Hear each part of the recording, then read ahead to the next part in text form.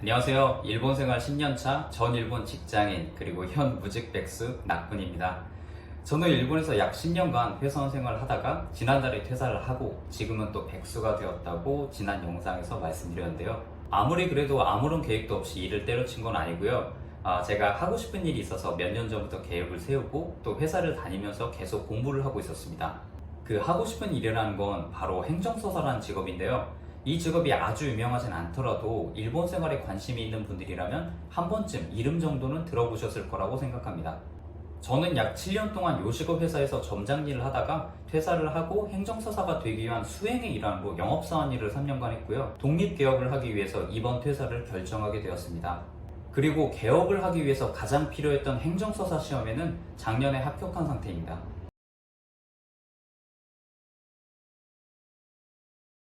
사실 저는 이 행정서사 시험에 한 번에 붙지 못했습니다. 지금은 오키나와현 행정서사협회에 등록 신청을 하고 임원 면담을 앞두고 있고 열심히 개업 준비를 하고 있는 상태입니다. 그리고 이 영상을 찍고 있는 여기가 바로 제 사무실입니다. 그래서 오늘은 늘 퇴근 후에 내가 지금 이 짓을 왜 하지 싶은 생각을 하면서도 열심히 공부를 했고 또 그만큼 각별했고 동시에 지긋지긋했던 행정서사 시험에 대해서 이야기를 해볼까 합니다. 가장 먼저 행정서사의 사전적 정의를 살펴보자면 행정서사란 일본의 행정서사법에 근거한 국가자격으로서 관공서에 제출하는 서류와 권리 의무, 사실증명에 관한 서류의 작성, 제출 등의 대리, 그에 필요한 상담 등에 응하는 전문직입니다. 일본 행정서사협회의 캐치프레이즈는 거리의 법률가이며 일상 속에서 접할 수 있는 비교적 가벼운 법률 문제에 대한 업무를 수행합니다. 한국에도 일본의 제도에서 유래한 행정사라는 직업이 있는데 저도 한국의 행정사에 대해서는 잘 몰라서 검색을 좀 해본 결과 비슷한 점도 많지만 시험 내용과 업무 범위에 약간의 차이가 있었습니다. 비교를 할 만큼 자세히 아는 건 아니니까 이 부분은 생략하겠습니다. 행정서사의 업무는 다양하지만 일본 생활을 준비하시는 분들에게 가장 친숙한 업무는 아무래도 비자 관련 업무일 거라고 생각합니다. 일본 출입국 재료관리청의 연수를 수료한 행정서사는 외국인 본인을 대신해서 재료 자격 신청 서류 등을 입국 관리국에 제출할 수 있기 때문입니다. 그 외 유명한 업무로는 법인 설립 관련 업무, 유언장 작성, 상속, 건설 인허가, 음식점, 풍속점 등의 각종 영업허가 등이 있습니다. 사실 일본의 관공서에 제출한 서류의 종류가 워낙에 방대하고 또 그 대부분을 행정서사가 대행할 수 있기 때문에 해당 업무에 대한 수요가 있는지는 둘째치고 업무의 영역 자체는 굉장히 넓습니다.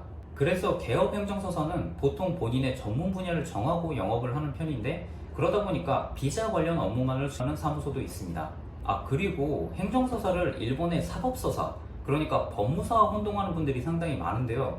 이 둘은 업무 영역이 전혀 다른 자격증이고 사법서사 쪽이 훨씬 더 어렵습니다. 행정서사 자격을 얻기 위한 방법으로는 세 가지의 길이 있습니다. 1번 변호사, 변리사, 공인회계사, 세무사 시험 합격. 2번 공무원으로서 17년 이상 행정사무 업무 수행. 3번 행정서사 시험 합격. 1번에서 나열한 자격증을 취득하면 행정서사 자격도 함께 받을 수 있습니다. 등록은 따로 해야 되고요. 다만 4시험 모두 행정서사 시험보다 훨씬 어려운 시험이라는 점을 염두에 두셔야 합니다. 이번에 공무원 17년 이상 근속이란 조건은 은퇴한 일본의 공무원을 위한 제도에 가까우니까 외국인 입장에서는 사실상 의미가 없거나 충족시키기 불가능하니 넘어가도록 하겠습니다. 결국 외국인이 일본의 행정서사가 되는 가장 빠른 방법은 3번의 행정서사 시험 합격입니다.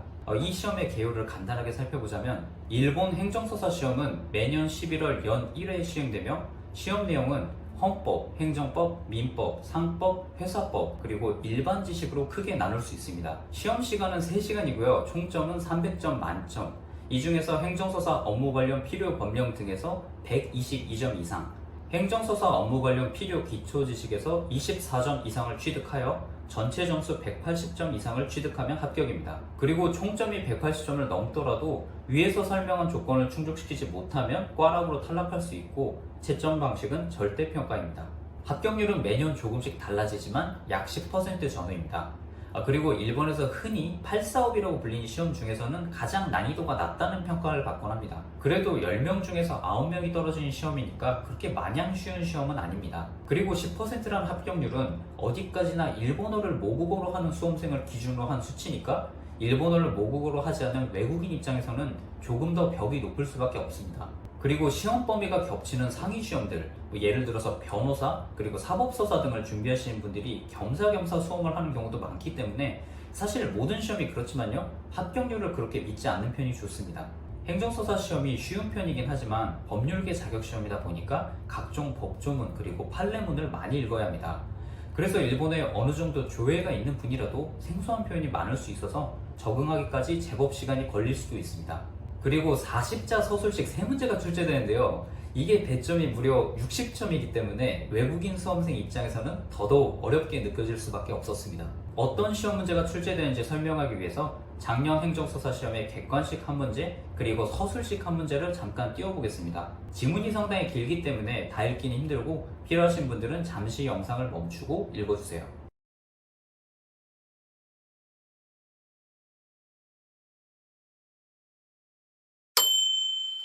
행정서사 자격증의 장점으로는 내 사무실을 개업할 수 있다는 점, 반대로 단점으로는 그 외에는 딱히 사용처가 마땅치 않다는 점입니다. 특히나 취업에는 그리 도움이 되지 못하는 자격증인데요.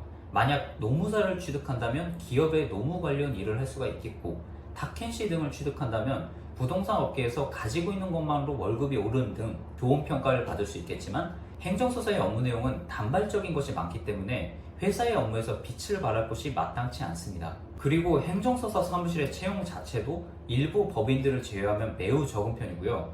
그 채용을 진행하는 법인들 또한 파트너 행정서사를 원한다기보다는 일반 사무원을 원하는 경우가 많습니다. 그러니까 혹시 취업이나 이직을 위한 스펙 향상을 위해서 이 자격증을 취득하려고 한다면 저는 약간 만류하고 싶습니다. 물론 외국인이 이 자격증을 가지고 있다면 일본어 능력 자체는 강하게 어필할 수는 있겠습니다. 저는 지난 2022년에 약 7년간 재직했던 첫 직장을 그만두면서 행정서사 개업을 생각하기 시작했고, 공부를 하면서 이대로는 개업을 할 수 없다고 판단해서 3년간 재직했던 전 직장의 재취업을 선택했습니다. 그리고 그와 동시에 유튜브 채널 운영을 중단하게 되었는데, 그때도 그만두고 싶은 생각은 전혀 없었어요. 전 직장이 부업을 굉장히 엄격하게 금지하는 것도 이유였지만 저도 솔직히 유튜브 영상 제작에 한계를 느끼던 시기이기도 했습니다.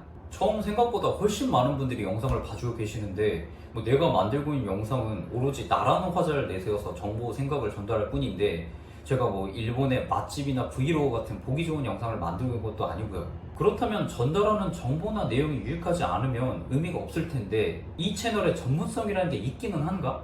겨우 일본에서 몇 년 산 정도로 뭘 안다고 이렇게 계속 떠들어도 되는 걸까? 그러기에는 내 경험이 너무 부족한 게 아닐까? 이런 의문과 걱정이 항상 있었습니다. 그리고 회선이라는 신분도 있고 하니까 전달하는 내용 자체에 너무 많은 필터링을 하고 있다는 것도 마음에 걸렸습니다. 물론 나이를 좀 더 먹고 고작 행정서사란 직함 하나 얻은 것 정도로 없었던 자격과 전문성이 생긴다고는 전혀 생각하지 않지만, 그래도 그나마 전보다는 더 나아졌을 거 믿고 다시 한번 유튜브 채널을 운영해 보려고 합니다. 오늘 영상은 여기까지입니다. 다음 영상에서는 행정서사 시험을 공부했던 시기에 대해서 이야기를 해보겠습니다. 오늘도 시청 감사드립니다.